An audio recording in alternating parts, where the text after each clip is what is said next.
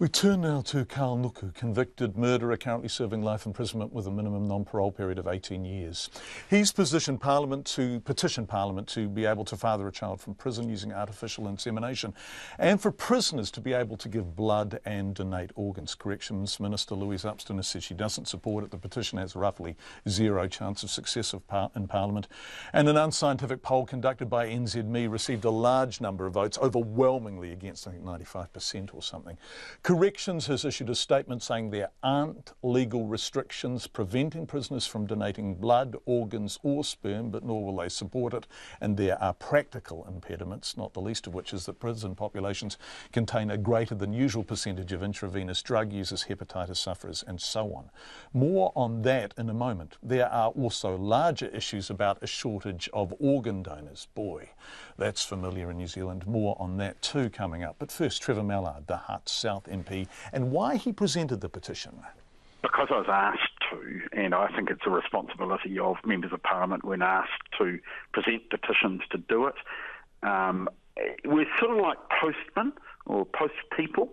You pass stuff on and leave it to the committees of Parliament to sort out what's done with it. And so Parliament can make its decision around the merits or otherwise of the petition? Yes, I don't think it's a job of an individual MP to make value judgments around a petition. Even when it's being presented by a convicted murderer? Yeah, yes. Probably especially. I mean, I knew that Nuku was in Paramoramo, didn't inquire into his crimes. Obviously, with publicity today, I'm reminded of what they are.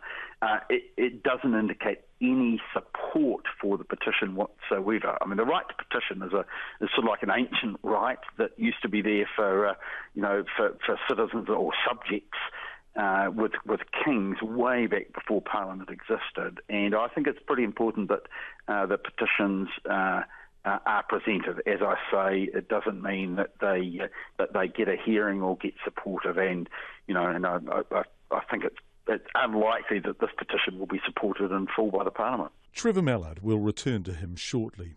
But as a general rule of thumb, prisoners are getting fewer rights rather than more. The right to vote, for example. Prisoners can't. You can't even register to vote from prison. Prior to 2010, prisoners were only excluded from voting if they were serving a sentence longer than 3 years.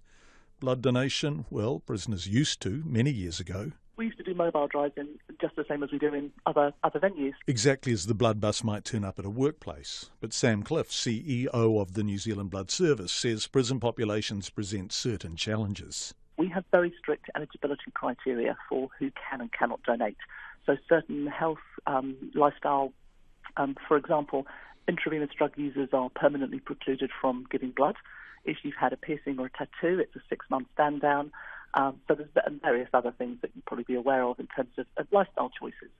So the prison population also has a higher rates of hepatitis, for example. So although we screen every donation, if you're having a larger than expected in the rest of the regular population level of those kind of conditions, then they're probably not the best population. We want healthy donors. We want very healthy donors. And it really is not a cost-effective way of getting blood to go to prisons. Organs, well, New Zealand's rate of organ donation is low, although it's creeping up. But living donors must be healthy and compatible, and donors where the brain is dead, 55 last year, or where the heart has stopped, 6 last year, a total of 61 nationwide, are most likely to be found in the intensive care units of hospitals, not in prison. If someone from prison ends up in ICU, they're brain dead, their organs healthy, the same general protocols would be followed as with anyone else. Therefore, Carl Nuku's most meaningful contribution as a potential organ donor might be to leave explicit instructions with his family that he wants to be one. And in and out of prison, that applies to us all. And here Nuku's petition speaks to but doesn't practically address a larger problem, a shortage of organ donors. And here, Trevor Mallard understands the imperative. Would he take an organ from Carl Nuku? If I needed, if I needed a kidney, if I was going to die without having that kidney, or my life was going to be badly affected by not having the kidney, of course I would. Those waiting for kidneys, hearts, lungs, livers, whose lives depend on it and may end without it, might well agree. But as for the petition and Parliament's response to it, as an individual MP, do you support it? I think there are bits of it that are worth looking at.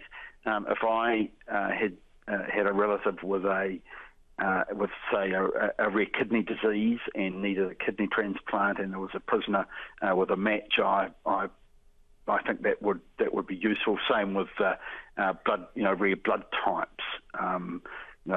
Often I know, because members of my own family have them. There are rapid searches by the blood service for particular blood types, and so I think both of those would be useful. I think the sperm donation I'm not comfortable with that. This is, in short, a story with a larger issue than Carl Nuku's involvement, a convicted murderer who bludgeoned his victim to death with a claw hammer. His petition grabbed the headlines, but beneath them a fact remains. There aren't enough organ donors in New Zealand. And, while they have your attention, the New Zealand Blood Service has a message for you.